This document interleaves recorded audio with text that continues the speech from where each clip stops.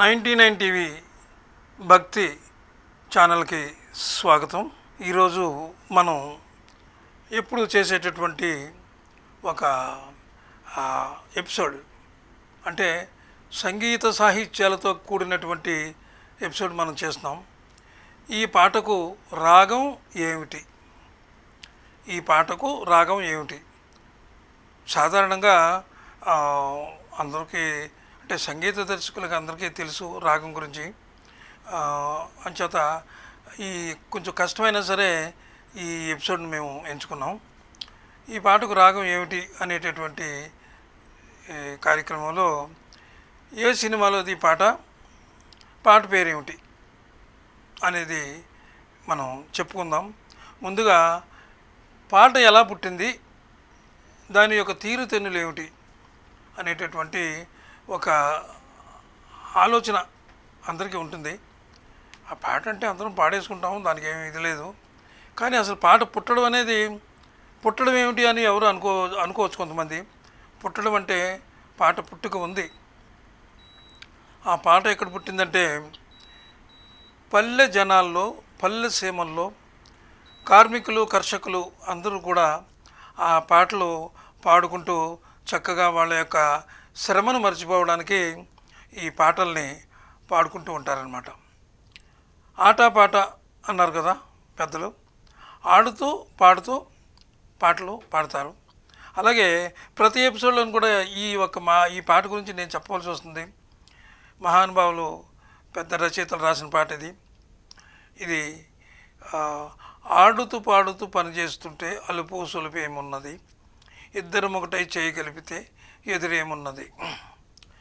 ఆడుతూ పాడుతూ పని చేస్తుంటే అలుపు సొలుపేమున్నది, ఇద్దరం ఒకటై చేయి కలిపితే ఎదురేమున్నది, మనకు కొదవేమున్నది. ఈ పాట చూసారా ఎంత బాగా రాశారు ఆయన. పల్లవి అన్నమాట ఇది. చరణాలు చాలా ఉన్నాయి. అంటే శ్రమ అసలు కొదవ లేదట. ఆడుతూ పాడుతూ పనిచేస్తే ఆ శ్రమను మర్చిపోవడమే, అసలు అది ఆటోమేటిక్గా శ్రమే తెలియదు. అలాగ కార్మికుల స్వేదం నుంచి, ఆ చెమట నుంచి పుట్టినటువంటి పాట ఇది. తర్వాత ఈ పాట అందరూ పాడిన తర్వాత ఆ రోజుల్లో అలా ఉండేది. ఇప్పుడు ప్రస్తుతం మనకి ఉన్న సిచ్యుయేషను, ఇప్పుడు ఉన్నటువంటి పరిస్థితులు, ఇప్పుడు ఆ పాట గురించి వచ్చిన ఇన్స్ట్రుమెంట్స్ అన్నీ కూడా చాలా అద్భుతంగా ఉన్నాయి. ఈ రోజున కూడా పాటలు చాలా మంచి మంచి పాటలు వస్తున్నాయి. అందరూ లయబద్ధంగా పాడుతున్నారు గాయకులు అందరూ కూడా. శృతి, లయ, తాళం ఇవన్నీ చక్కగా ఉంటున్నాయి పాటలకి. అయితే కొన్ని పాటలు మాత్రం ఏవో ఉంటున్నాయి, ఆహా ఓహో ఏహో అన్నట్టుగా ఉంటున్నాయి. అన్నిట్లో అన్నీ బాగున్నాయని మనం చెప్పలేం, కానీ కొన్ని పాటలు మాత్రం చాలా అద్భుతంగా ఉంటున్నాయి. అలాంటి పాటే ఇప్పుడు నేను మీకు చెప్పబోతున్నాను. కె. విశ్వనాథ్ గారు మహానుభావుడైన ఆయన మామూలు సినిమాలు కూడా కొన్ని తీశారు, ఒకటో రెండో తీసినట్టు నాకు గుర్తు. కానీ ఎక్కువగా సంగీతానికి, సాహిత్యానికి విలువ ఇచ్చేటటువంటి సినిమాలే ఆయన తీశారు. శంకరాభరణం అని, లేకపోతే ఇంకో చాలా చాలా ఉన్నాయి ఆయన సినిమాలు సంగీతప్రదంగా ఉన్నటువంటివి. ఇప్పుడు ఈ సినిమా శృతి లయలు అనేటటువంటి సినిమా. ఇందులో రాజశేఖరు, సుమలత ఇద్దరు ముఖ్య పాత్రలు ధరించారు. ఇందులో పాట ఏమిటంటే తెల్లవారదేమో స్వామి తలపుల మునకలో. ఆ పాట చూడండి ఎంత అద్భుతంగా రాశారు. తెల్లవారదేమో స్వామి తలపుల మునకలో అలసిన దేవేరి. స్వామివారి తలపుల మునకలో అలసిన దేవేరట. అంటే అలసిన దేవేరి ఇంకా మేల్కోలేదట. అలసిన దేవేరి అంటే మీ యొక్క తలుపుల మునుకల్లో ఆమె ఇంకా లేవలేదు, అమ్మవారు దేవేరి అని ఆ పాట అర్థం. అలివేలు మంగకు, తలుపుల దేవేరి అలివేలు మంగకు అనేటటువంటి ఈ పాట ఒక పాట గురించి చెప్పేటప్పుడు ట్యూన్ గురించి మనం చెప్పుకోవాలి. ఈ పాట ట్యూను ఎవరిచ్చారు? ఈ పాట సంగీత దర్శకులు గురించి మనం ఎప్పుడు చెప్పుకుంటున్నాం. సంగీతానికి సంబంధించినటువంటి ప్రతి సినిమాలో కూడా ఆయనే మొగటోలేని మహారాజు అనమాట. నిజంగా ఆయనే కేవి మహాదేవన్. ఆయన ఈ పాట అంతా పూర్తి సంగీత భరితంగా ఉంటుంది. అంటే నేనేమి సంగీత విద్వాంసుని కాదు, పాట అంతా నేను పాడలేను. మొదటి 2 చరణాలు మాత్రం వినిపించగలను, అంతవరకే. ఈ పాట ఆయన ట్యూన్ ఏమిచ్చాడంటే, ట్యూన్ ఇస్తారు ముందు, తర్వాత పాట రాస్తారు. ఆ పాట యేసుదాస్ గారు పాడేది. పాట యేసుదాస్ గారు అంటే నిజంగా ఆయన పాటలు వింటే నిద్ర వచ్చేస్తుంది అనమాట. అట్లా అసలు శిశుర్వేత్తి పశుర్వేత్తి వేత్తి రసం పణిహి అన్నారు. శిశువులు పశువులు కూడా చివరికి పాములు కూడా నాట్యం చేస్తాయట ఆ సంగీతానికి. ఆయన అంత గొప్పగా పాడతారు. ఈయనంత గొప్పగా సంగీతాలు ట్యూన్ ఇస్తాడనమాట.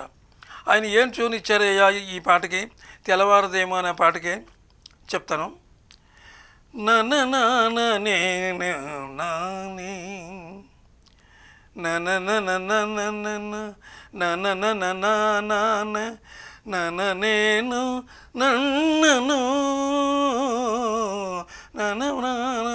అని పాట ట్యూన్ ఇచ్చారు ఆయన.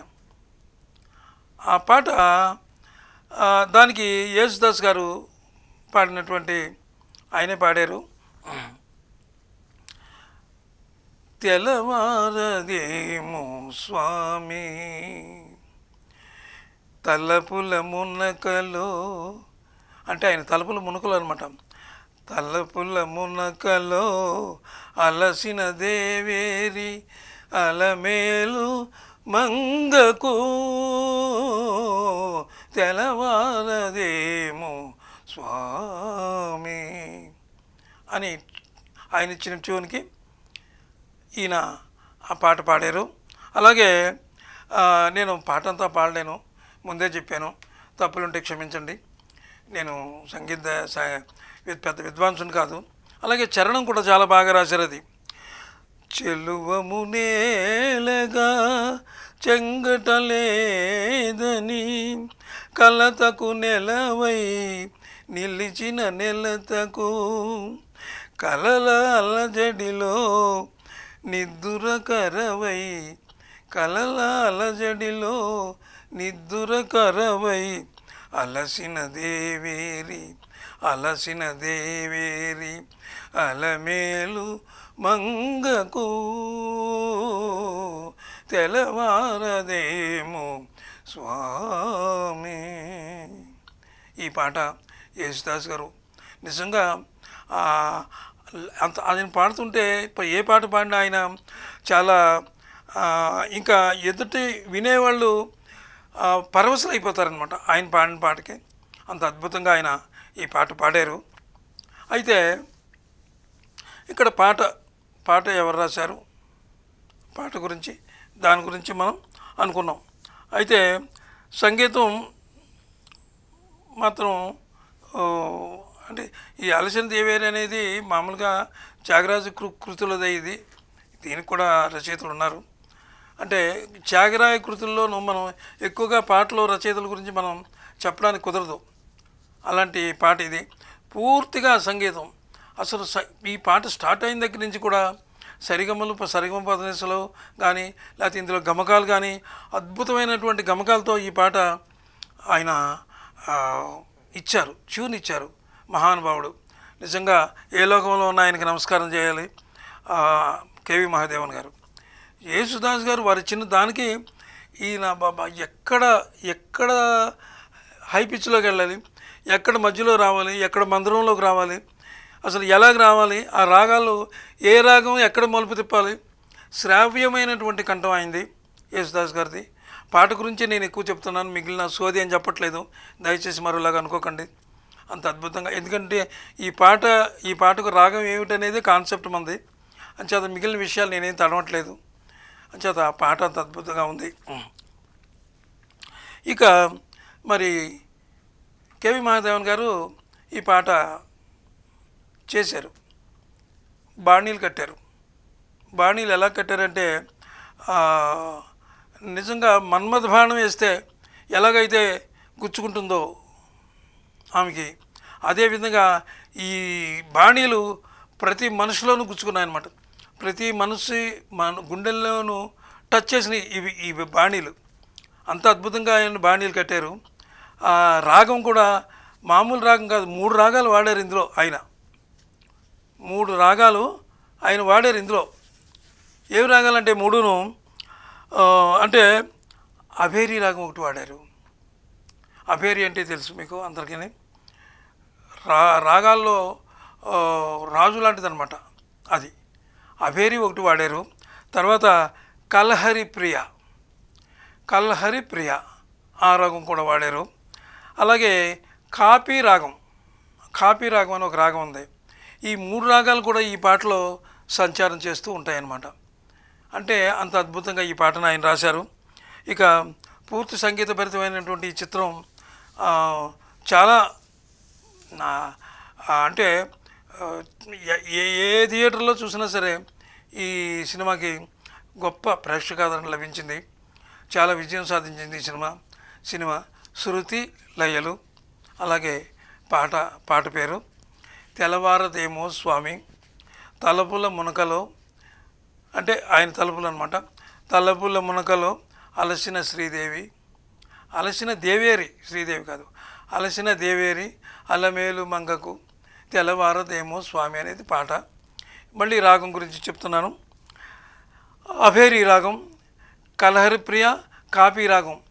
ఈ అభేరి మెయిన్గా ఈ 2 రాగాలు కూడా ఈ పాటలో సంచారం చేస్తూ ఉంటాయన్నమాట ఎప్పటికప్పుడు. అందుకనే ఈ పాట ఎప్పుడైనా మీరు వినండి శృతిలయలో. నిజంగా ఈ పాట సంగీతం అంటే ఏమిటో ఈ పాట చెప్పుద్ది. అంటే చాలా పాటలు ఉన్నాయి, ఈ పాటకి ఇంకా చెప్పుద్ది. మహానుభావుడు ఆయన తీసిన ప్రతి సినిమా కూడా కె విశ్వనాథ్ గారికి శిరస్సు వంచి నమస్కారం చేస్తున్నాను, ఆయన పాదాలకు నమస్కారం. నిజంగా ఆయన ఏ సినిమా తీసినా ముందే ఆయన బ్రెయిన్లో ప్రింట్ అయిపోయి ఉంటుంది. ఈ సినిమా ఇలా తీయాలి, దీంట్లో ఇది, దీనికి ఎవరు పాడాలి. ప్రాణం పెట్టి పాడారు జయేసుదాస్ గారి పాటని. ఇది చాలా అద్భుతమైన పాట. ఒక కచేరీ, అంటే కచేరీ కాదు, ఒక ఆడిటోరియంలో కూర్చొని రాజశేఖర్ మీద ఈ పాత్ర చిత్రీకరించారు. రాజశేఖర్ కూడా చాలా బాగా చక్కగా హుందాగా ఆ ఎక్స్ప్రెషన్స్ అన్నీ ఈ పాటకు బాగా ఇచ్చారు. అలాగే ఇందులో సుమలత కూడా ఈ పాటలో ఆమె ఉంది. ఆమె కూడా ఆయన పాడుతున్న దానికి రియాక్షన్ అనమాట. ఆ రియాక్షన్ చాలా అద్భుతమైనటువంటి రియాక్షన్ ఇచ్చింది. టోటల్గా ఈ పాట చాలా అద్భుతమైన పాట ఇది. మరి ఈరోజు ఈ పాట గురించి మాట్లాడుకున్నాం. రేపు ఒక మంచి పాట గురించి, మీకు అందరికీ నచ్చే పాటలే నేను ఎన్నుకుని చేస్తున్నాను. రేపు ఒక మంచి పాట గురించి మళ్ళీ మీ ముందుకు వస్తాను. మరి అంతవరకు సెలవు. నమస్కారం.